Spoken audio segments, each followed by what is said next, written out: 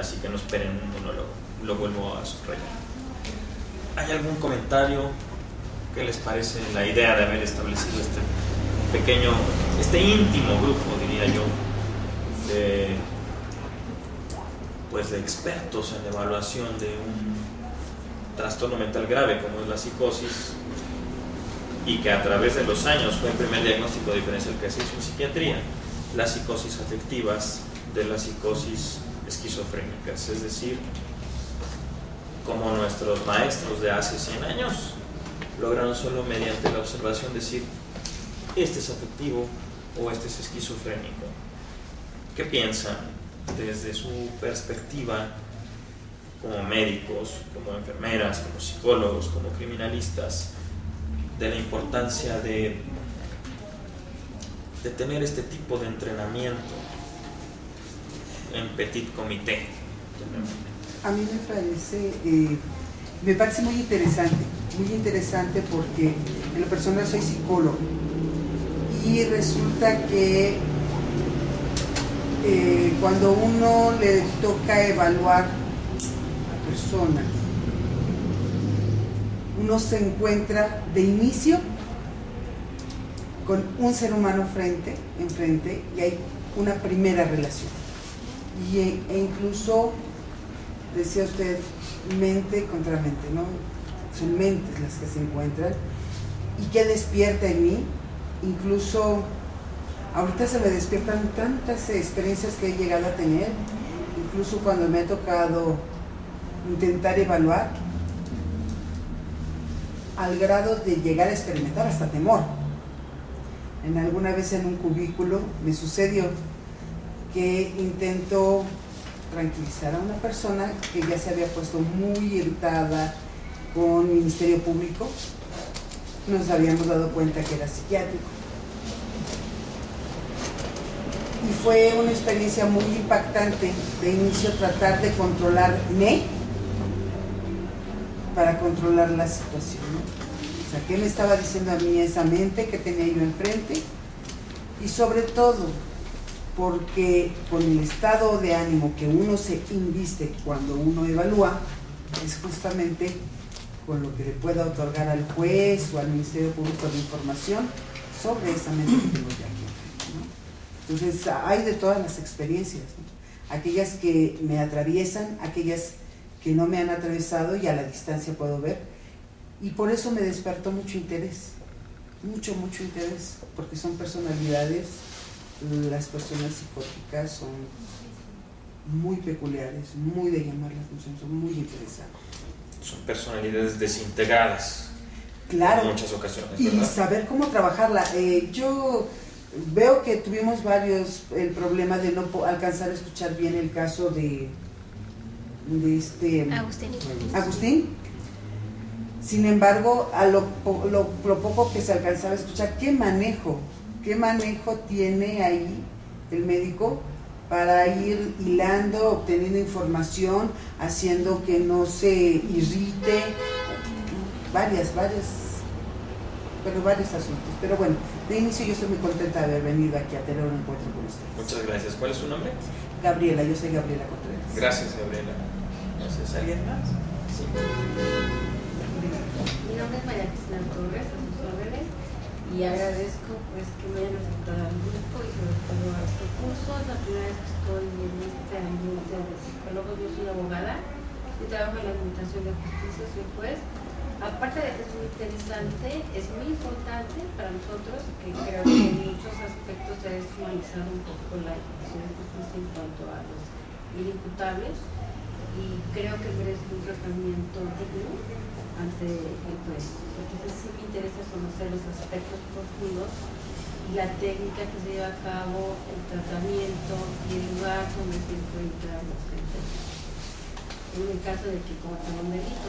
Eso por un lado, y por otro lado también, yo creo que todos en el fondo asumimos, yo no soy psicóloga, pero creo, tengo entendido, me parece, que tenemos una partecita por aquí también así como de fuera de la realidad. Entonces quiero conocer, a veces uno como juzgador, a lo mejor entra en esa parte, ¿no? También no tan cuerda. Entonces, lo que quiero ver, qué es lo que está sucediendo en este aspecto. Muchas gracias por haberme aceptado. Gracias a usted, su señoría. ¿Ver? Tenemos No un me juez. diga eso. Tenemos un juez. Yo por eso me presenté O como sea, vecina, si pero- a alguien tenemos que hacerle entender lo que nosotros vemos es a un juez, y lo tenemos aquí en vivo, ¿no? Está bien, no le estigmatizaré con eso, pero lo tenemos aquí, sí, hay que exprimirlo. Bueno, adelante, doctor. Soy Saúl Guerrero Jiménez, médico de profesión. Gracias, amigo, por invitarme. Soy trabajador con el sistema penitenciario de la Secretaría de Salud en Santa Marta, Catica. Para mí, pues también me parece muy interesante abordar este tipo de temas por el tipo de pacientes que a veces tenemos presentes, ¿no? Y que como médico general no tenemos a veces el conocimiento de cómo tratarlos, ¿no? Cómo saber abordar ese tipo de pacientes para que no agredan a más gente y finalmente nadie es perfecto, todos tenemos por ahí unos detalles y eso es interesante que hay que estudiar, que la normalidad, como se dice, es normal cuando la mayoría de la gente lo ve como bueno, lo demás se sale de control. Muchas gracias por venir. ¿Cuántos no pasamos en el Oriente? ¿No? Veías lo rudo de las indicaciones psiquiátricas, ¿no? Que a veces es necesario también. Sagrario Vázquez, soy abogada. También trabajo en el sistema penitenciario. Para mí es bien importante, porque como decía aquí su señoría, como decía que es muy importante para también ver la diferencia entre los inimputables y los imputables y hasta dónde podría, bueno, en el sistema penal, hasta dónde se puede verlo de una excluyente de responsabilidad penal. También yo estoy muy contenta, me invitó mi hermana, ella es estudiando la carrera de tecnología, y pues muchas gracias. Gracias por su asistencia. Eso. Sí, claro. Sobre todo, bueno, ya personas que tienen la experiencia, pero nosotros que apenas nos vamos preparando, creo que es muy importante saber cómo reaccionar, qué medidas, qué tipo de cosas vas a afrontar delante de estas personas. Entonces es algo que se tiene que preparar muy bien, es algo que debe de estar muy bien preparado mentalmente, muy estable para poder ayudar a esas personas, porque lo que necesitan es ayuda, como bien dicho, como bien dicen, no lo hacen porque ellos quieren. Entonces también es parte de nosotros prepararnos para poderlos ayudar a ellos. Parte de estas actividades, pienso, indispensables que nos conozcamos, ¿no?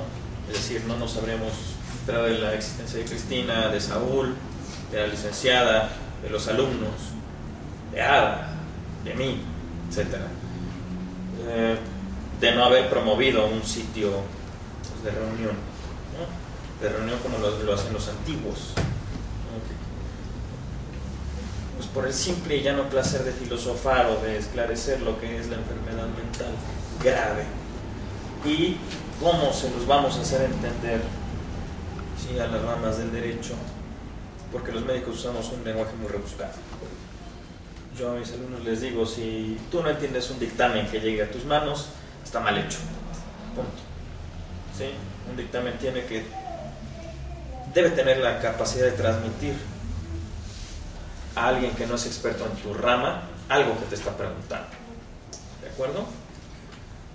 Pues entonces, si están de acuerdo, empezamos a analizar los casos que subimos. En el grupo de Facebook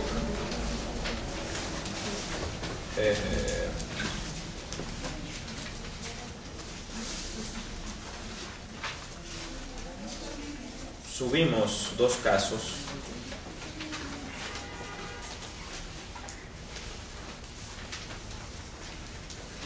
sin diagnóstico.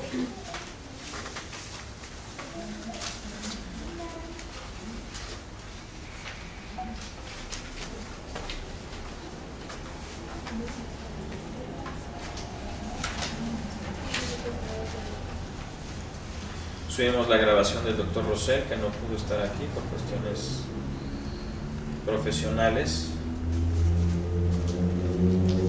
El caso de Agustín. Y solicitamos analizar, o bueno, ver la película de Psicosis, ¿no? que es un personaje altamente peculiar, va más allá de la ficción. Norman Bates.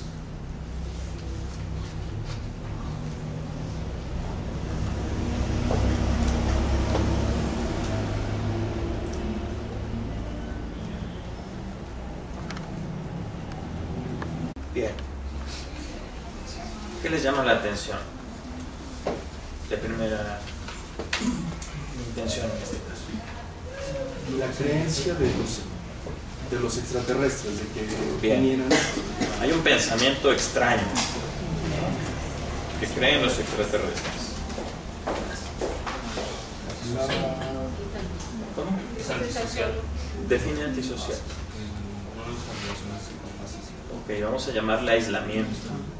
Porque lo antisocial nosotros en salud mental denominamos a las personas que hacen daño por hacer daño, pero que saben lo que hacen.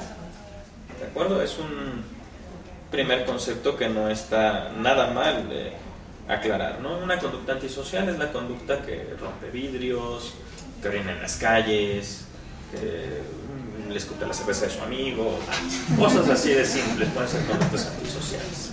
¿De acuerdo? Incluso le llaman en todo caso a su comportamiento asocial, ¿no? Porque evita relacionarse con los demás y es más ermitaño, más encerrado en sí mismo. Así es. Entonces es una característica de él, ¿no? Para ir uniformando criterios, son aislados. ¿Vale? ¿Qué más? La posible influencia de la dependencia al opio de su padre. Los antecedentes son muy importantes siempre, ¿sí? Que de repente se volvía incoherente o incomprensible su lenguaje. Muy bien, el lenguaje es básico en la comunicación. Entonces, junto con pegado al pensamiento, el lenguaje es una muy buena ruta para empezar a evaluarlo, ¿sí? El rechazo de su madre, ¿sabes? Es otro buen antecedente, como comentaba Hugo, con su padre, rechazo de su madre, ¿sí? Su inestabilidad, Bien, ¿en qué aspecto? pues, sobre todo en relaciones sociales, ¿no? ¿Cómo No, que te no va? se relacionaba bien en ningún ámbito, tanto amigos, mencionan que no tenía amigos de su propio sexo. Bien. Que no buscaba una relación con una mujer, no quería tener un novio. ¿Qué nos habla de eso? Del rencor que tiene a la Hacia una madre. mujer. ¿Rencor? ¿Qué más? ¿Misoginia tal vez? ¿Qué más? Y aparte también tenía ideas suicidas, ¿no? Ya finalmente. Podría ser también perfección. Tenía decepción de la vida. Decepción, Podría ser rencor, también ideas de perfección. ideas de perfección, eso no me queda muy claro. Posiblemente pensaba que no merecía vivir, ¿no? Ajá, Que no estaba sufriendo. Sin dejar de inferir lo que el caso nos quiere comentar y yendo sobre la misma línea que empezábamos, empezamos por el pensamiento y lo siguiente fue el afecto, ¿sí? Resentimiento, ira. El segundo elemento importante en analizar en una psicosis es el afecto. El primero es el pensamiento, el segundo es el afecto, ¿sí? Y hay un tercer elemento. Ansiedad. La ansiedad podría ser parte o estar junto con pegada a la fusión afecto y pensamiento. Tu expresión, Su expresión, ¿qué nos habla de su vivencia? Su actividad es ser músico y ser un buen músico y no poder conseguir un empleo, no desarrollarse en ese ámbito. ¿Qué implica que sea músico? Pues que es una persona inteligente, digo, no cualquiera estudia música. Y el hecho de dedicarle tantas horas es como encerrarse, como si fuera una vida para él y no existiera nada más. Pero, digo, la mayoría de los músicos le gusta ser alabado, que lo vean, que les aplaudan, que vayan a sus conciertos, y él por el contrario, ¿no? Menciona que no tenía... No le gustaba que lo alabaran, que lo aplaudieran, lo reconocieran, pero era bueno. También indica Pero cierto... depende mucho del concepto que tengas de ti mismo como músico. Si tú crees que no eres buen músico, obviamente no te gusta que te escuchen. Ok. Aunque seas bueno para... Yo creo que fue más su soledad, ¿no? Y el tiempo de estar solo. lo lleva a hacer cosas. Por ejemplo, la música es algo muy completo. El estar tanto tiempo aislado lo lleva a hacer cosas complicadas. Se mantiene pensando, se mantiene ideando cosas, y la música es una fuga, posiblemente. La habilidad para crear música significa un cierto nivel intelectual, ¿no? La persona no sufre ninguna clase de retraso, simplemente no se adapta porque no es capaz. Aparte de lo inteligente que puede implicar ser músico, implica que tenemos una habilidad sensorial, ¿sí? Es decir, los sentidos. Es el tercer elemento más importante para evaluar a alguien que está fuera de la realidad. Es el pensamiento, el afecto y los sentidos, ¿sí? Ven como toda esta lluvia de ideas que nos viene a todos cuando estamos solos frente a un psicótico, ¿sí? Pero los podemos ir ordenando en pensamiento, percepción y afecto. Estos tres pilares son en conjunto la prueba de realidad. Tenemos muchas funciones mentales, muchas, pero las que nos van a dar pauta para identificar así, a grosso modo, quién está dentro de su realidad o no, son el afecto, la percepción y el pensamiento. Es decir, este caso tiene una percepción peculiar. Sí, tiene una inteligencia destacada. Pero ser inteligente no nos salva de estar psicóticos en algún momento, ¿no? Eso depende mucho de una personalidad, que tan estable o no es la personalidad en sus cimientos. Es lo que nos permite identificar quién va a abandonar el plano de la realidad y quién no. ¿De acuerdo? ¿Algo que quieras saber? Bueno, a mí me encanta que cada quien desde su perspectiva o desde su punto de vista viendo esto, pero sí quisiera yo pues aclarar si todos entienden cuáles son las alteraciones precisamente del pensamiento o del acceso-percepción o de los afectos, porque yo no sé qué tanto saben. Entonces sí, vamos para más o menos equilibrar conocimientos en todos. ¿Alguien me puede decir qué sabe sobre pensamiento? ¿Cuáles son esas alteraciones del pensamiento? Bueno, la ubicación temporoespacial es una, ¿no? Cuando se altera no sabes en qué lugar estás, cómo llegaste ahí, o simplemente si es de día o de noche.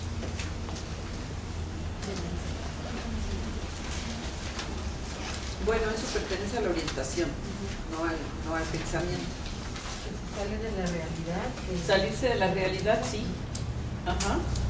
El desorden de ideas que tiene cuando exterioriza, cuando habla. El desorden de ideas. ¿Qué más?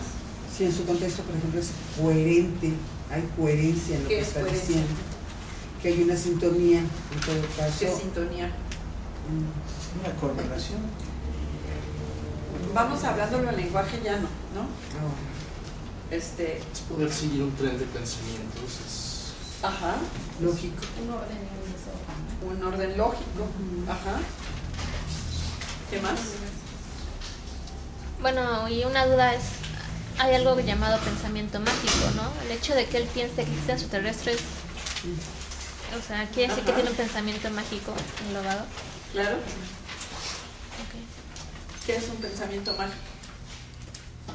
Cuando... ¿Ilusión? Por ejemplo, yo quiero ser millonaria, ¿es un pensamiento mágico? No. No tiene que ver con algo que es como una fantasía, ¿no? Estar ideando cosas fuera de la realidad que posiblemente no te van a pasar.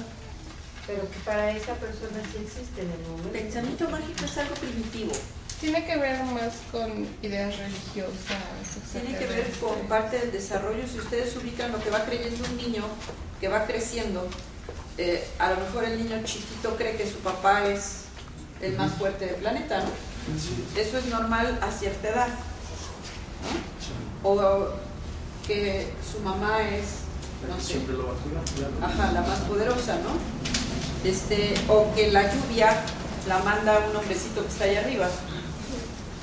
Eso, si es un pequeño, un niño, es normal, pero si el hombrecito que manda la lluvia es alguien que lo está pensando un adulto, dependerá de la escolaridad también, porque si el sujeto no tiene ningún conocimiento, pudiera pensar, ¿no?, que los dioses se enojan y mandan la lluvia, como de manera primitiva se creía, ¿no? Entonces, ¿cuál sería la diferencia entre un pensamiento mágico y una alteración en las ideas, una alteración en el pensamiento? Los procesos exactamente mentales de las diferentes etapas, ¿no?, que se tienen. Cuando eres niño sabes que puede ser que sea una personita la que está allá arriba. ¿Y de veras todos creen que no existan los extraterrestres? No nos vigilan. La ecuación de Drake ayuda mucho, pero sí. Que nos visiten, ¿no? Que nos visiten, tal vez. ¿Por qué no? No sí creo, ¿no? Pónganme viendo. Sí, porque aquí hay otra situación que tenemos que agregar, que es un pensamiento que no podemos corroborar. O sea, no hay forma de corroborar si hay o no hay, ¿no? De manera pues que no podemos decir que este pensamiento se sale de la realidad por creer en los extraterrestres. Se sale de la realidad cuando hablo con los extraterrestres y no están enfrente de todos nosotros, ¿no? Y aunado a que recibe órdenes también, ¿no? Aunado a que recibe órdenes, exactamente. Eso podría ligarse un poco a lo que pasa en la esquizotipia. Porque es cuando, no sé, por ejemplo, tienes la idea de que naciste siendo un profeta, ¿no? O tienes algún poder fuera de lo natural. ¿Eso qué es? ¿A qué grupo de alteraciones pertenecería? Al pensamiento, ¿no? Sí, claro. ¿Pero es normal o es anormal? Es anormal. ¿Cómo? ¿No soy profeta? Pues que la persona lo crea para él sí es normal, ¿no? Para el resto del mundo no lo es. Depende. Sí. Ok, entonces sí distinguimos ya más o menos todos, ¿no?, la diferencia entre el pensamiento, ¿no?, y el pensamiento mágico y las alteraciones en el pensamiento, ya de orden psicótico, ¿sí? Que sí hay diferencias, ¿no? Nosotros estamos ubicados en un contexto social. Cuando nuestras ideas, caso es el pensamiento es producir ideas. Cuando nuestras ideas nos hacen actuar fuera de nuestro contexto social, entonces es cuando sospechamos que el pensamiento primero es anormal, ¿ok? Porque no todo lo anormal es enfermo, ¿sí? Vamos, lo normal en México es estar en 3 horas aplaudiéndole a la selección nacional, eso es lo normal, ¿no? A lo mejor lo anormal en México pues es estar leyendo un libro de cálculo diferencial e integral en 3 horas mientras la selección está jugando. Sin embargo, ninguna de las dos conductas son enfermas. La anormal ni la normal, por supuesto, por ende, no son enfermas. Sin embargo, si estoy bañándome en la Diana Cazadora, desnudo, implorando a los dioses que la selección gane, cuando en este momento no tiene ningún sentido porque lo tiene ganado, no solo estamos hablando de algo anormal, sino de algo enfermo, porque salió finalmente del contexto social y del contexto cultural, ¿sí? Esa es una primera etapa muy importante que bien hace la doctora Ada en señalar. Todos sabemos qué es el pensamiento, claro, ya estamos uniformados en ese concepto. Siguiente concepto que vale la pena uniformar es la percepción. ¿Sí? ¿Qué es la percepción? Pues es la capacidad que tienen los órganos de los sentidos de captar los estímulos externos. Vamos a quedarnos en los estímulos externos nada más, porque un dolor de panza es un estímulo interno y también se percibe. Pero vamos a quedarnos solo en los 5 sentidos, ¿sí? vista, gusto, olfato, tacto. ¿Cuál es el otro? Oído. Gracias. Y el oído, ¿sí? Entonces es captar los estímulos externos. Esto es lo que nos da la función de percibir. Cuando nosotros percibimos cuando algo está fuera de nosotros, es una percepción normal. Sin embargo, ustedes no perciben esta silla como la percibo yo. De entrada por la perspectiva, porque no todos estamos sentados en el mismo lugar ni en el mismo momento, ¿sí? La percepción cambia dependiendo de la perspectiva, número uno. Sin embargo, cuando percibimos fenómenos que los demás no pueden percibir, entonces ya estamos hablando de una alteración en el pensamiento que se llama alucinación. Cuando decimos, estás alucinando, es porque ya estás escuchando voces, o porque hormigas recorren tu cuerpo, o porque estás viendo que arañas bajan del techo, o porque ves todo al mismo tiempo, elefantes rosas y demás, con lo que estamos comentando. Y el afecto, que es el meollo del asunto y la situación que nos trajo el día de hoy, porque es lo más importante para distinguir una psicosis afectiva de una psicosis esquizofrénica, lo tendremos que ir analizando conforme avance la sesión. Pero hasta aquí, ¿hay algún comentario u objeción? Que sería lo ideal, que hubiera objeciones. Todo esto ya entraría dentro de lo que es un examen mental, ¿no? Pues son puntos importantes. Así es, el examen mental, que es el identificar en cada persona cuál es bueno, desde el estado de alerta hasta la forma en que interpreta y decide tomar una decisión. Todo ese proceso de elaboración de la mente, sí, nosotros lo estamos ubicando solo en 3 funciones, que al final la suma de afecto, percepción y pensamiento va a derivar en un juicio, para no hacerlo tan extenso. Sería importante a lo mejor ubicar para qué nos sirve esto, ¿no? A los que son criminalistas, o a los que son abogados, o a los que son médicos. Cada quien va a tener una perspectiva diferente de la enfermedad mental o del paciente, o de para qué me sirve este conocimiento que hoy estamos tratando de ilustrar, ¿no? Entonces, precisamente cuando tengo una persona enfrente, lo primero que tengo que decidir o determinar es si esa persona que está enfrente me está entendiendo al mismo nivel que yo le quiero explicar el algo. Es decir, esta persona que está en un juicio, que está detenida o que está viviendo un proceso, si está entendiendo de qué se trata el proceso, si está entendiendo por qué lo detuvieron, qué fue lo que hizo, por qué lo hizo, todo esto, ¿no? Entonces, estos 3 ejes de los que habla Eric nos van a permitir identificar si esta persona puede o no puede identificar su propia vivencia, ¿no? Entonces, si ubicamos, y no importa la profesión que tengamos, si ubicamos estos 3 ejes, este pensamiento, esta afectividad, esta sensopercepción, si son adecuados, si son congruentes, bueno, entonces la persona tendrá esta capacidad, y si no lo es, no tendrá la capacidad. Si sí tiene la capacidad, pues estaremos frente a una persona que le podemos hablar en el mismo idioma, ¿no? Y si no la tiene, tendremos que buscar la forma de comunicarnos, ¿no? Es cuando se dice en materia penal que está ubicado en tiempo, en espacio y lugar, ¿no?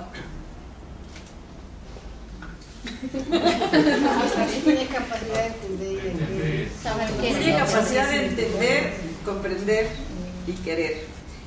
La ubicación en tiempo, en espacio y en circunstancia nos da alguna cuestión por ahí legal, que no me quiero meter en ese meollo del asunto, pero no nos habla de que el paciente está o no psicótico. Es decir, que yo sepa qué día es hoy, puede ser una falla de memoria por edad. ¿Qué día es hoy? Ah, sí.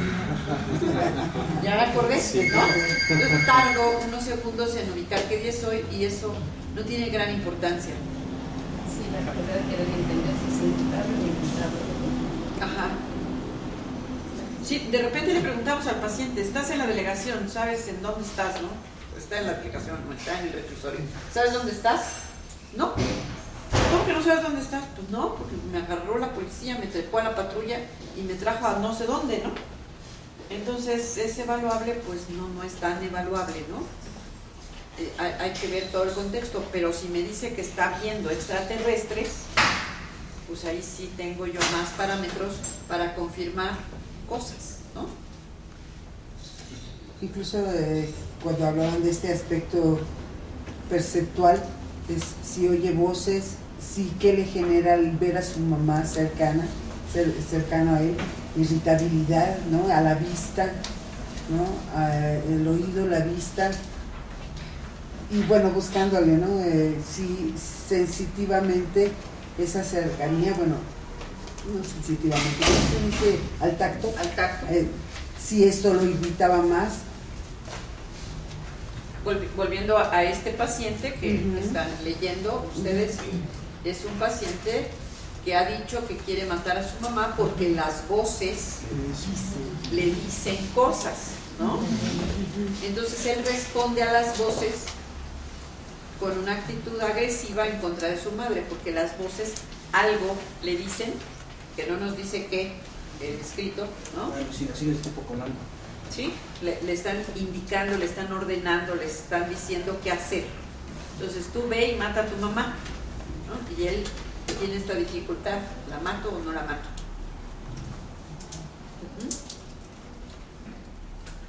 Sí me va quedando claro como, bueno, parece fácil, pero no lo es tanto, ¿no? Sí hay que identificar, esto es pensamiento, esto es percepción, esto es sensación, esto es sentimiento, ¿sí? Entonces, sí, hay que desmenuzarlo un poco más, como comentabas en el examen mental, pero de entrada alguien que, ¿cómo te llamas? Bueno, Jesús de Nazaret. Ok. Bueno, primero hay que verificar que no se llame Jesús de Nazaret. Claro. Hay papás que no quieren a sus hijos y les ponen cualquier nombre, ¿no? Entonces, la realidad. Pero una vez que descartamos que no se llama Jesús de Nazaret, que no es real lo que está diciendo, pues entonces ya uno se empieza a clavar en este tipo de situaciones, ¿no? En dónde estás, en dónde vives, cómo llegas a tu casa, ¿sí? Si llega acompañado, bueno, ¿qué es capaz de hacer? O él, ¿qué sabe hacer solo? No, pues es que se mete al metro y se pierde y puede estar horas perdido. Bueno, ya nos habla también de otro tipo de alteraciones, ¿de acuerdo? Pero bueno, de entrada, ubiquémonos una vez más en pensamiento, percepción y afecto, ¿sí? ¿Algo más hasta aquí? Del caso, a mí lo que me llamaría la atención hasta donde vamos leyendo es que se sonreía superficial e inapropiadamente, y el comentario sí va dirigido hacia la afectividad. ¿Qué quiere decir que se sonríe de manera inapropiada? Que no tiene motivos por los cuales reírse. Esa es una muy buena opción, que no tiene motivos para reírse. Bueno, pero también hay gente que se ríe por nervios, ¿no? Sí, y hay que diferenciar entre que no tenga por qué reírse y otra que sea el típico que es que a mí todo me da risa cuando estoy nervioso. Por ejemplo, sí. ¿Otra? Me acordé de un chiste. A ver. No, digo, también me acordé de un chiste. Las gesticulaciones o reírse podrían servir también. Digamos, si al momento de reírse es sarcástico. Ah, claro, puede estar burlándose de ti. Esa es otra opción. También puede quizás querer aparentar algo que no está sintiendo en el momento. ¿Cómo? Querer aparentar algo que no... Puede estar disimulando, puede estar burlándose de ti, puede no tener un motivo para reírse, puede estar nervioso, ¿sí? O que se mostraba indiferente ante las alabanzas que le hacían de la forma en que él tocaba la guitarra, ¿no? Es una forma afectiva. Bien, entonces, ¿cómo le hacemos para reconocer una sonrisa de otra? Estamos hablando solo de movimientos musculares. ¿Cómo identificamos una sonrisa de otra? Porque hay gente que es muy buena para fingir. Preguntando, ¿no? ¿Perdón? Preguntando. ¿Cómo qué? Veo que sonríes, ¿no? Buscando que el otro me dé un significado de lo que le estoy reflejando yo a él, ¿no? se me ocurre que esa pudiera ser una forma de quererlo saber, de saberlo, no de quererlo saber. ¿Qué le preguntaría?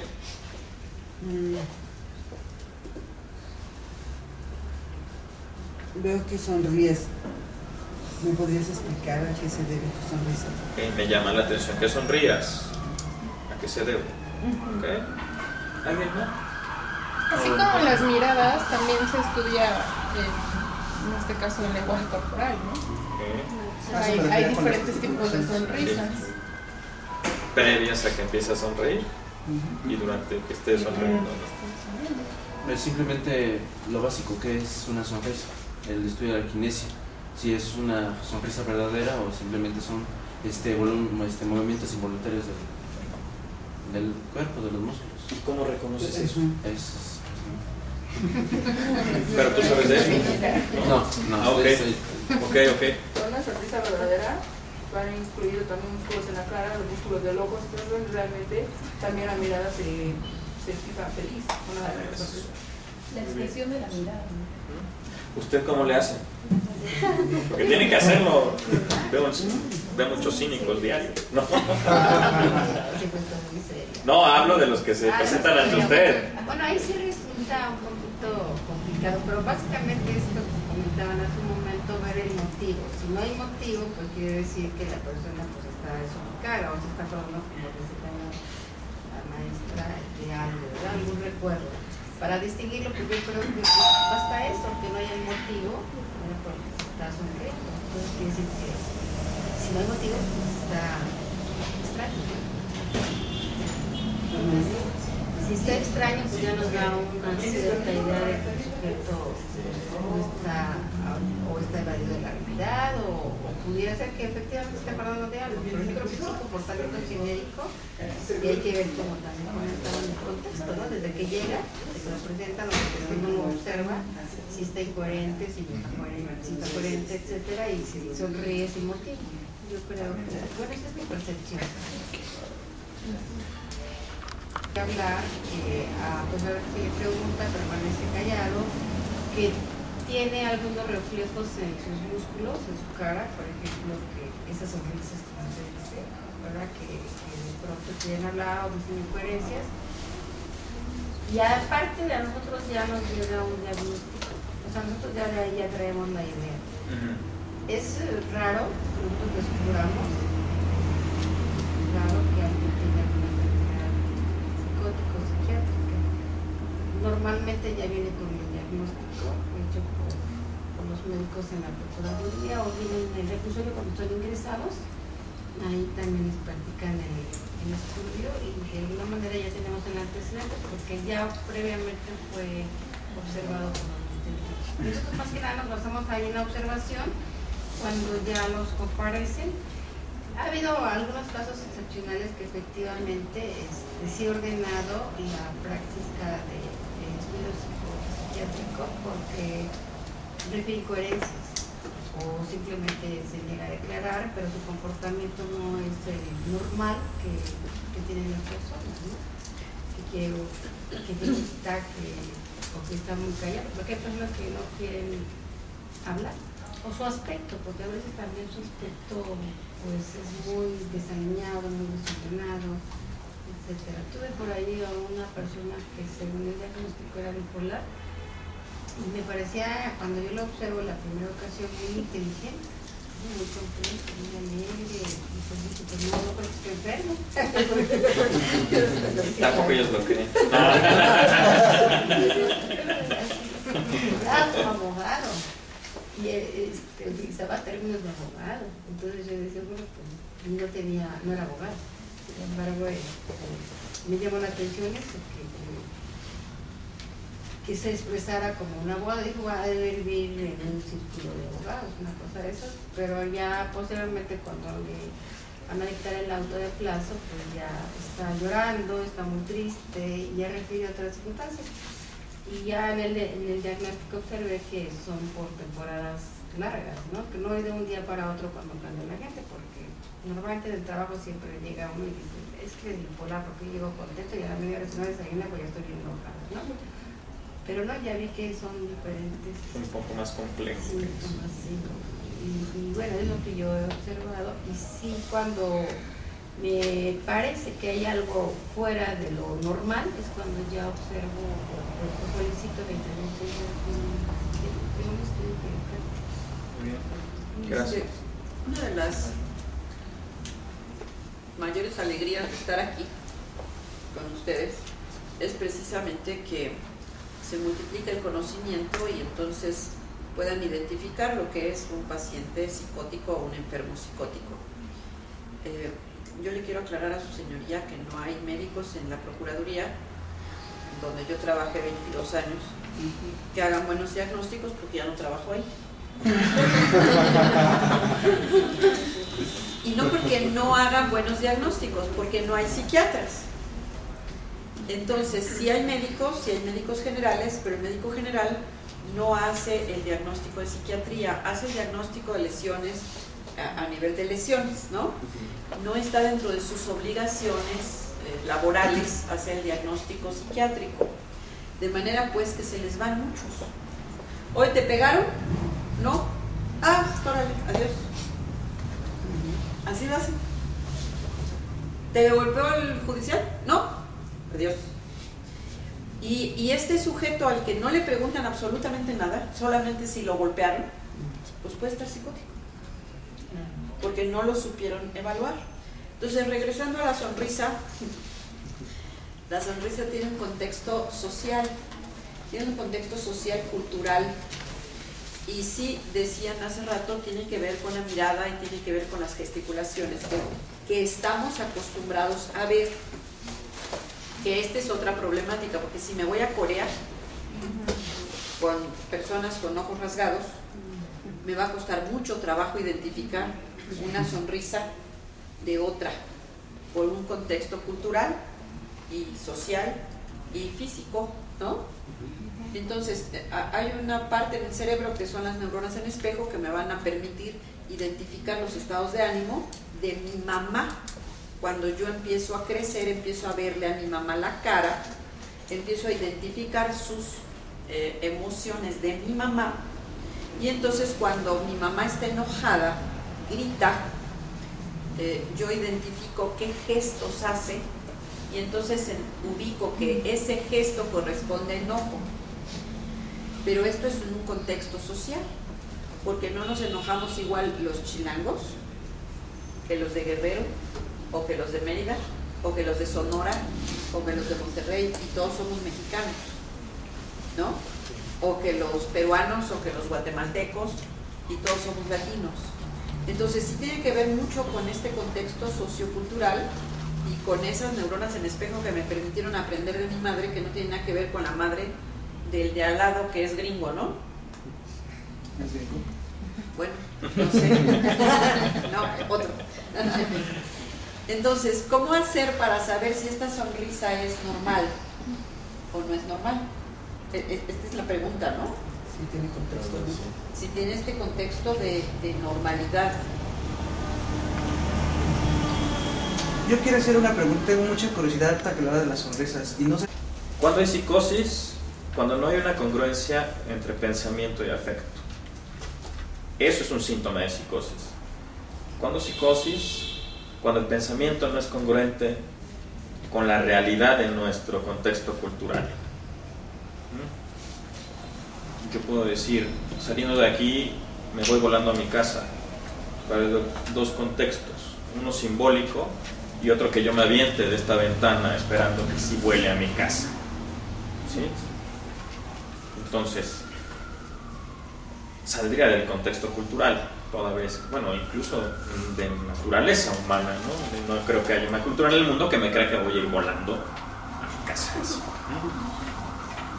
Entonces, psicosis es eso, es una pérdida del contacto con la realidad, es lo que coloquialmente llamamos como loquitos, ¿no? Y son los enfermos mentales más graves, y finalmente quien espera la justicia, o por lo menos la procuración de justicia, que le respondamos, bueno, este sujeto supo o no supo lo que estaba haciendo al momento de delinquir, o sabe o no sabe, para rendir declaración ministerial. Eso es el psicótico y a eso nos estamos refiriendo. Entonces, Para ubicarnos en ese punto ya tratamos percepción, un poquito de afecto, pienso algo bastante bien tratado del pensamiento, pero en resumen la psicosis es esto, es esta descoordinación en estos tres elementos. Uno de estos tres elementos se fuga de un contexto social o de un contexto congruente entre ellos mismos, es cuando sospechamos que hay alguna alteración grave en el estado mental, que se llama psicosis. ¿De acuerdo? Pasamos al segundo caso. Con respecto al otro, es la personalidad de la paciente. ¿Sí? Entonces en psiquiatría no solo vemos percepción, pensamiento y afecto, vemos también personalidad, porque la gente se enferma como es. Esta persona podría parecer, bueno, si canta bien, si viene de familia bien y viste elegantemente, bueno, pues podría así parecer un artista y por lo tanto tener el ego de un artista, entonces creerse superior a la gente y demás. Sin embargo, manifiesta signos y síntomas médicos, es decir, psiquiátricos, que merecen la pena evaluar, como es el pensamiento rápido, como es el que esté toda la noche en la mezquita, como es el que ya le está produciendo problemas con el esposo, porque todos tenemos una función en cada uno de nuestros roles, y cualquiera de esos roles en el que nosotros dejemos de funcionar por alguna conducta, entonces ya implica investigar si no hay enfermedad mental. Esto es lo que se contrasta respecto al caso anterior. El caso anterior era un tanto raro, un sujeto aislado, un sujeto tal, pero esta mujer es extrovertida, ¿sí? De personalidad, sí, de personalidad es extrovertida, sin embargo ya no está durmiendo y piensa rápido, tiene problemas con el esposo y además tiene algo en tiroides, aunque sus exámenes son normales, tiene algunos detalles que pudieran desorientar. ¿Qué piensan? ¿Qué quisieran saber? Vamos a plantearlo de esa forma. ¿Qué quieren saber de la paciente? ¿Qué tan sana está? ¿Qué se preguntarían ustedes? ¿Qué tan sana aparentemente está? Sí. Es difícil, pero en todo este tipo de personas que son muy fanáticas se ven ciertos pensamientos raros, ¿no? Ya le etiquetaron de este lado, ya le dijeron fanática, que no es... y rara. Que no es criticable, pero bueno, de alguna forma tienes que expresar fanática y rara. Sí. Es narcisista maligna, podría decirse. Tiene ideas delirantes místico-religiosas. Un accidente que le ayudó la tiroides, provocó bocio. Posiblemente sí tenga un desorden hormonal, ¿no? Y aquí ya le dejaron caer el narcisismo. El desorden hormonal, unas primeras pruebas de función tiroidea dicen que son normales, vale la pena repetirlas, pero totalmente de acuerdo. ¿Qué más? Megalómana. Megalómana, muy bien, muy bien. Es decir, se cree más que los demás, es una idea sobrevalorada de sí misma. ¿Qué más?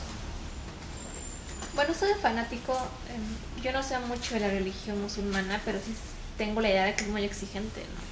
No sé si en el contexto social sea normal que una persona sepa de memoria el Corán siendo musulmana. Vale la pena echarse un clavado a la religión musulmana para tener un punto de referencia y saber si es normal o no, pero al marido le molesta y también es musulmán.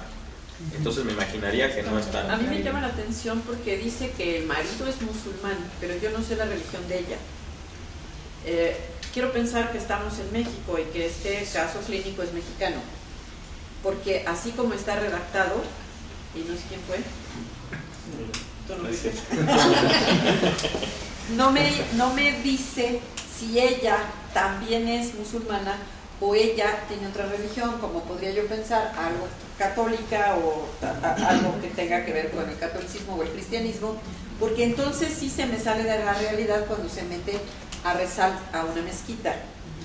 Si me pongo en el contexto musulmán, cuando tienen que rezar 5 veces al día, no me parece que se salga de la realidad. Entonces primero tendría yo que saber cuál es su religión. Bueno, aquí señala que desde los 7 años ya mostraba interés en el Corán. Puede que sea la religión de ella, ¿no? Yo también. me pone molestado porque él cortaba cabezas. Yo también he leído el Corán, digo. Sí, claro. Pero no soy psicótica. Sí.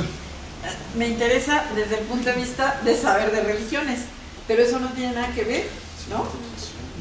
Bueno, doctora, yo digo que se me afigura que, por ejemplo, si llega a caer en un fanatismo, porque si muestra un interés desde muy pequeña empezar a leer el Corán y su esposo es de una religión musulmana que, como decía la compañera, si llega a ser bastante estricto, pues yo digo que ese conjunto lo pueden detonar en un fanatismo muy grande.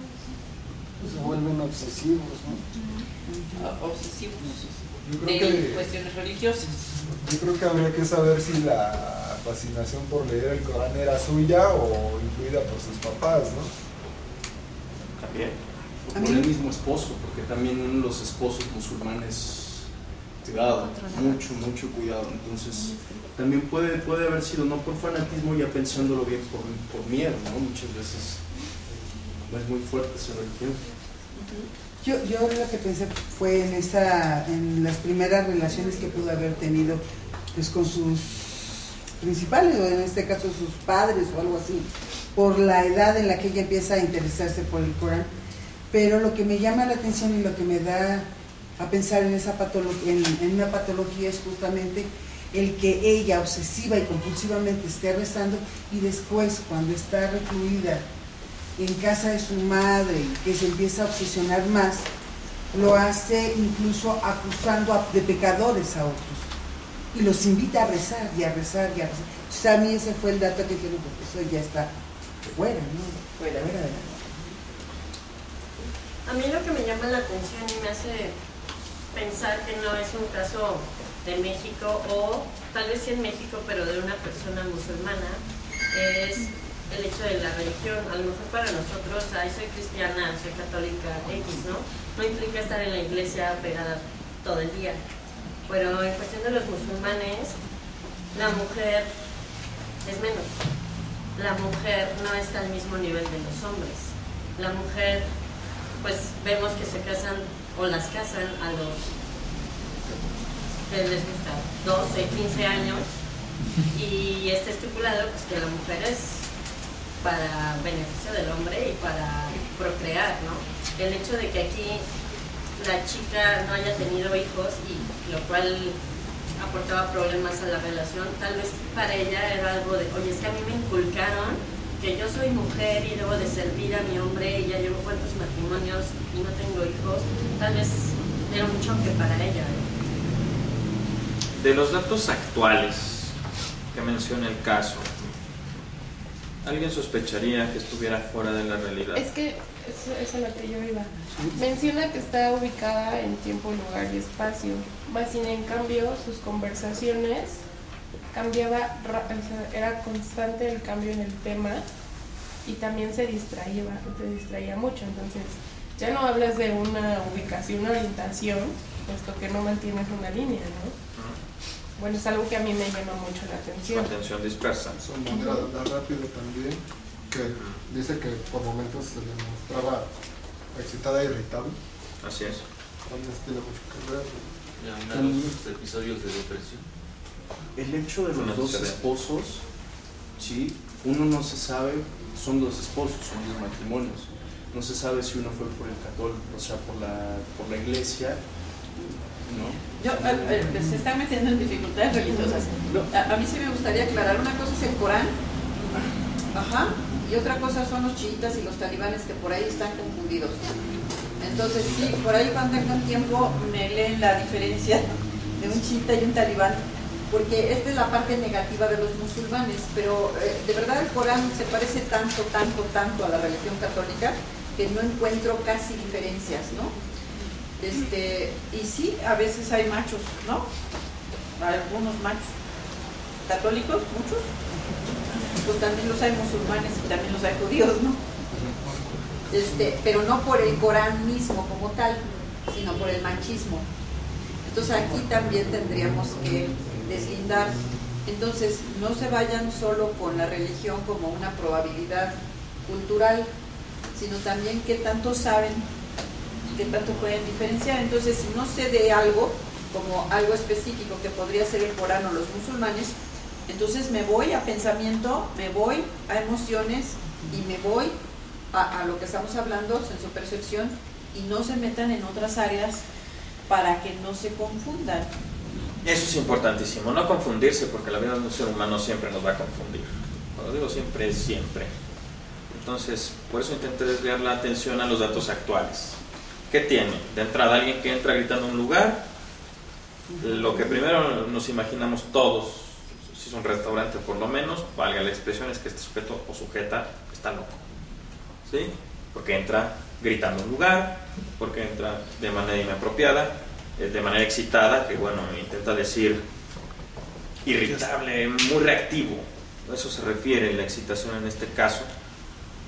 ¿Pudiera ser que alguna de sus depresiones fuera detonante para algún trastorno mental sin darse cuenta las personas que la rodeaban?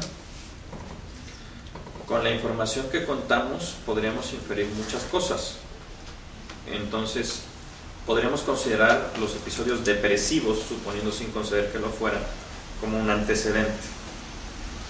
Vamos a imaginar que nos llega a la sala de urgencias o al juzgado tal cual nos lo describen los datos actuales, gritando, vistiendo elegantemente, excitada, irritable, hablaba demasiado, su conversación difícil de seguir porque iba demasiado rápido, cambiando de un tema a otro, es decir, sin seguir una línea directriz. ¿Sí? Su pensamiento es demasiado rápido y su afectividad pareciera así congruente con el pensamiento por la forma en la que describen su lenguaje. No hablan de fenómenos sensoperceptuales, por lo menos, pero de entrada es como si llegara alguien aquí como que a irrumpir la paz, ¿no? Gritando, ¿qué? ¿Dónde voy yo? ¿Dónde está mi silla especial? ¿Sí?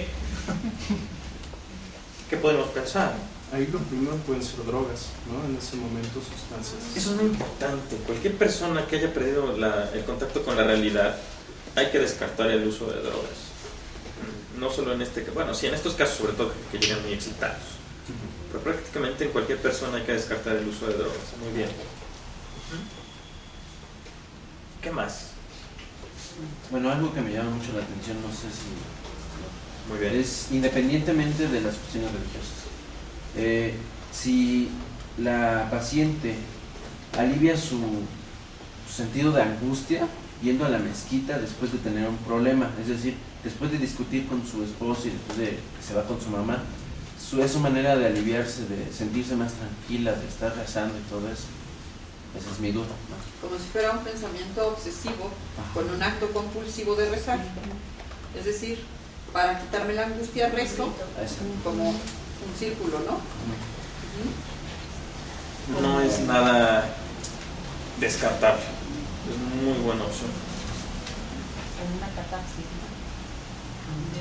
Como una catarsis, el hecho de que primero tiene un problema y después va a desahogarse a la mezquita. No, ¿qué es catarsis? Como un desahogo, como un desalojo de alguna... Un desahogo. Yo te cuento ahorita un problema que yo tengo, me desahogo, eso es catarsis. Ella al rezar le cuenta a alguien, se desahoga. No, entonces no es catarsis. ¿Sí? ¿Algo más? Aparte, aquí menciona, había palabras, aparentemente, se mezclaba palabras aparentemente sin darse cuenta. Y cuando va con la madre es cuando más explota. No cuando estaba en la mezquita después con la madre y cuando más perturbada estuvo, ya teniendo alteración en su lenguaje. Los estímulos externos influyen, ¿no? La madre probablemente solamente no nos da más información en el caso. ¿Alguna otra observación?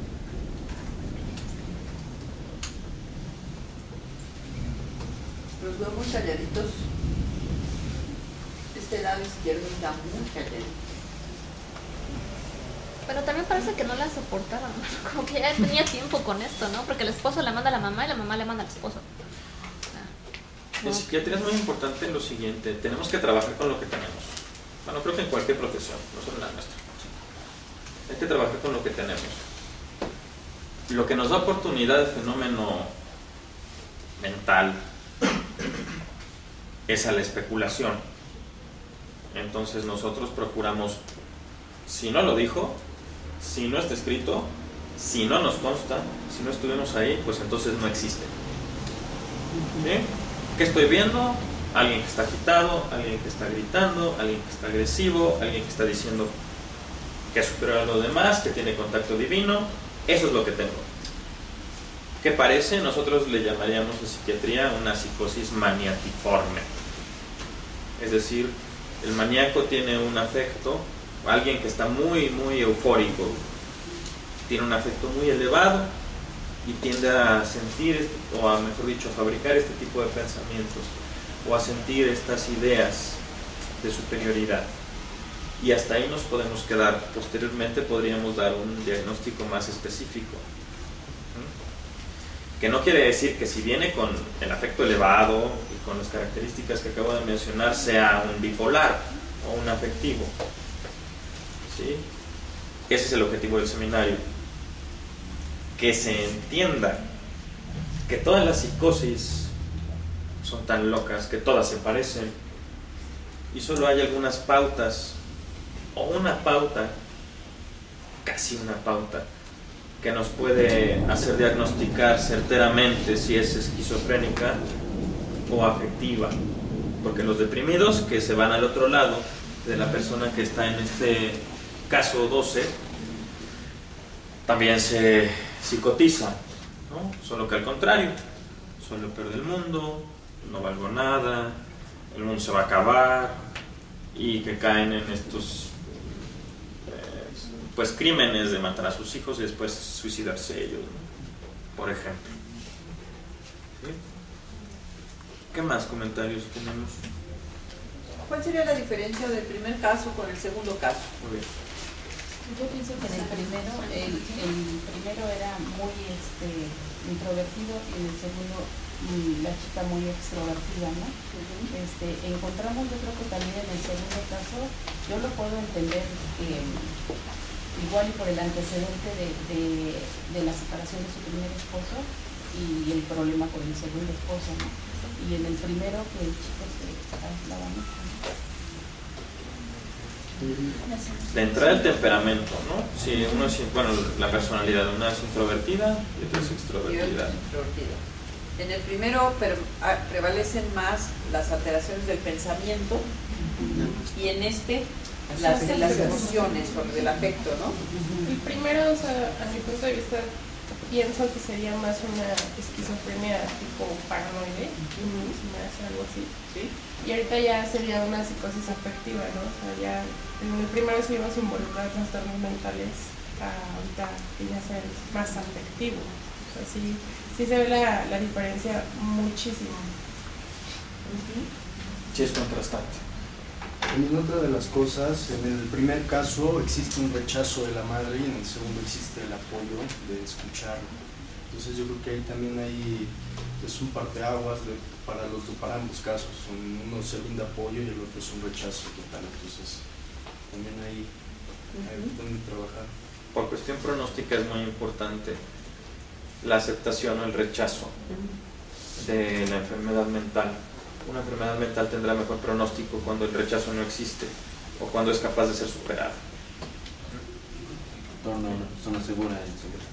¿Perdón? Lo que torna a una persona segura en seguridad. Sí, tanto dentro como fuera. Así es.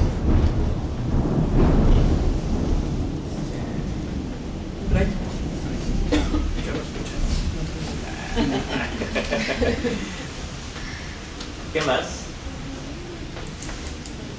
Bueno, en el primero dio paso a la agresión. Le golpeó físicamente a su figura de apego y en la segunda, de hecho, ella era la que se lastimaba porque se negaba a dormir, a comer, ¿no? Ya no dormía. Había un desgaste. ¿Alguno de ustedes no ha dormido? ¿Alguna vez? ¿Algún día? Sí. ¿Todos se han desvelado alguna vez? Tú nunca, ¿verdad? ¿Y cómo se sienten al día siguiente? Irritables. ¿Irritables? ¿Qué más? ¿Tensos? ¿Qué más? ¿No te concentras? Depresivo porque te desvelaste y te gastaste todo tu dinero.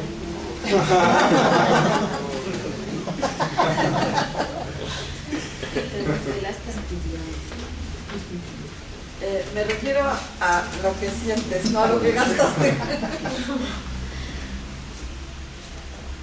¿Alguien se ha excitado, se ha puesto como esta mujer del caso? Acelerada por un desvelo. ¿Quién se ha acelerado con un desvelo? Que esté eufórico.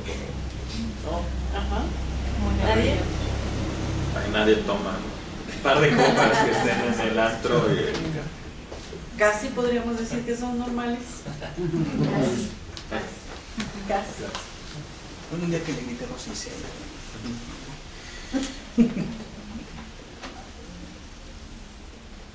¿Sí vas a decir algo?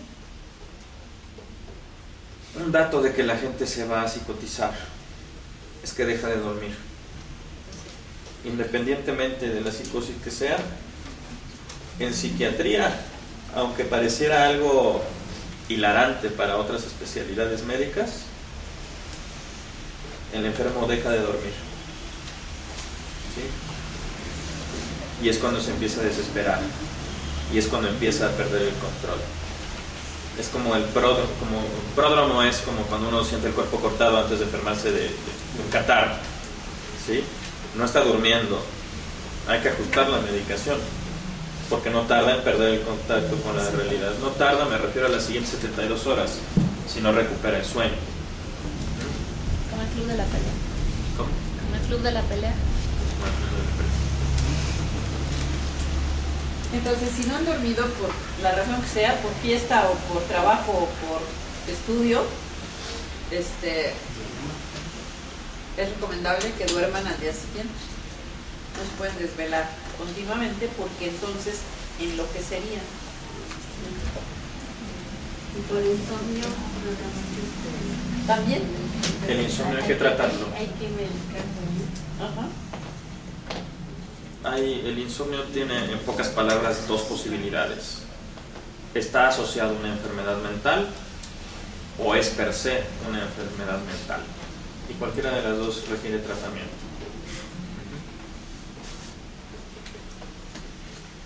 Entonces ubicamos los tipos de psicosis más frecuentes. Estos dos pacientes, estas dos formas de psicotizarse. En general podemos establecer un diagnóstico de psicosis esquizofrénica porque las ideas que nos refiere el enfermo son muy extrañas. Extrañas me refiero a tipo zombies, platillos voladores, ideas de que lo están controlando, gnomos, ideas de que lo están controlando de alguna parte arriba o abajo. Esas son las ideas de un esquizofrénico. Sin embargo, no quiere decir que un esquizofrénico no pueda tener ideas del tipo afectivo o de grandiosidad. No quiere decir que excluya una de la otra. Sin embargo, lo más frecuente, lo más característico de un esquizofrénico son sus ideas raras. En cambio, de un paciente con psicosis afectiva es que ha tenido altibajos en su historia de vida por su manera de experimentar las emociones. Una pregunta, Sí. ¿una psicosis afectiva podría ser el caso de NEA, el caso que me presentaron en clase? En clase presenté un caso para los que no estuvieron en esa clase, sin embargo es de una persona con una desintegración que difícilmente se le puede evaluar incluso estos tres pilares de afectividad, pensamiento y percepción. Es una persona muy primitiva que vive en la oscuridad, en un cuarto, desnuda, en 4 extremidades, comiendo donde descome. Es el grado máximo de esquizofrenia que conocemos. NEA tiene alterada todas y cada una de sus funciones mentales. Por eso pudiera parecer afectiva, porque también sube y baja en sus emociones. Sin embargo, está tan desintegrada que no hay duda, es una esquizofrenia. ¿Sí? Esquizo significa roto o fragmentado. Freno significa mente. ¿Sí?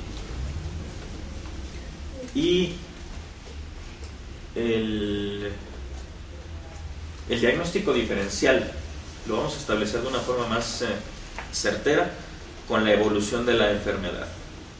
Uno tiene un psicótico enfrente y le puede diagnosticar trastorno psicótico en estudio, y los siguientes 6 meses, si recupera su función, es decir, perdió el contacto de la realidad siendo estudiante de licenciatura y fue progresando su mejoría hasta que en 6 meses otra vez es estudiante de licenciatura, lo más seguro es que fue una psicosis afectiva. Su evolución lo dice. ¿Por qué? Porque la esquizofrenia deja incapacitada permanentemente a la persona que la padece. Es decir, un esquizofrénico no va a recuperar su función. Al cabo de 6 meses, es que él era estudiante de licenciatura, sí, pero es que ya no entiende ni lo que ve en la tele. O es que ahora solo está en la tele y tomando coca y fumando. Y es que ya lo intentamos regresar a la escuela y reprueba. O es que ya no pudo reinsertarse. Lo más seguro, y lo vamos a tratar como tal, como un esquizofrénico. ¿Sí? El pronóstico es lo que muchas veces, mejor dicho, en la mayoría de los casos nos va a dar la definición y lo que le vamos a decir a la familia, ¿no? Porque es diferente decirle, mire, su muchacho va a regresar a la escuela, solo dele estas pastillas por el resto de su vida, a decirle, su muchacho no va a regresar nunca más a la escuela, dele estas pastillas el resto de su vida. ¿Sí se entiende la diferencia? Ese es el diagnóstico diferencial entre las psicosis afectivas y las psicosis esquizofrénicas. Ambos se meten en graves problemas con la ley, ambos cuando están descontrolados. La diferencia es lo que le podemos ofrecer de rehabilitación a uno u otro, no porque el esquizofrénico no se puede rehabilitar o adquirir capacidades que no tenía. Sí puede, pero no como un afectivo. Entonces es diferente la esquizofrenia de la psicosis afectiva, no es un derivado. Exacto, exacto. Y ese es el objetivo de esta reunión. Esa conclusión. Todos están psicóticos, pero no todos los psicóticos están iguales.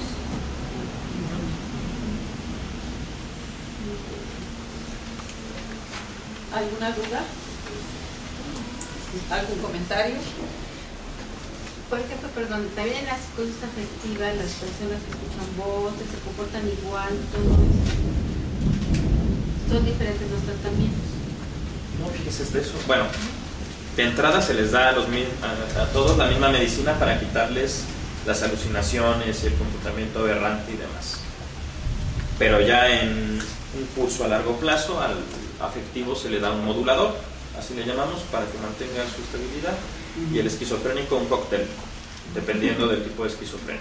En alguna ocasión escuché a un psiquiatra platicar sobre un caso en el que refería de un enfermo esquizofrénico que era psíquico. Entonces decía que cada fin de año ya se preparaba para enfrentarse al diablo, al demonio, porque sabía que cada fin de año llegaba. Porque toda su vida del año era normal y ya para diciembre empezaba a trastornarse. Entonces ya él llegaba al hospital, lo internaban y le daban su tratamiento. Lo acaba de decir el doctor, si es cíclico, es maníaco, es bipolar. No puede ser esquizofrénico si es cíclico. Pero no tiene que ver la bipolaridad, si escucha voces. Sí. Sí. Por psicosis afectivas nos referimos justo, bueno, hay dos opciones, que sea depresivo puro o que sea bipolar. En el caso de lo que nos está comentando, da la impresión de que es una psicosis bipolar estacional, le llamamos. Hay gente que sube o baja dependiendo de algún tipo de estación. Me refiero al afecto. Y el afecto llega a subir o bajar tanto que pierden el contacto con la realidad, ya sea para arriba o para abajo. Entonces sí es posible programar la psicosis. Ahí viene el invierno, vámonos, aumentas la medicación en otro lado, bueno, para evitar que se genere. O le va reservando un lugar en el hospital psiquiátrico si no es posible alcanzarlo. Sí es posible. Pero si es cíclico, como comenta la doctora, no es esquizofrenia. La esquizofrenia está ahí. Igual que como no conocen la materia. No, y ese es. Y de eso se trata. Sí, porque jurídicamente el esquizofrénico va a ser incapaz siempre, aunque parezca normal. Y en el caso del bipolar tendremos que evaluar otras circunstancias, porque el bipolar puede ser en un momento de psicosis incapaz, pero el resto del tiempo puede ser capaz, ¿no? Entonces ahí está, vamos a decir, la importancia jurídica, porque no podemos ubicar al bipolar maníaco, por ejemplo, si está en un periodo manía, pues sí es francamente incapaz, pero si está controlado, ni se le nota.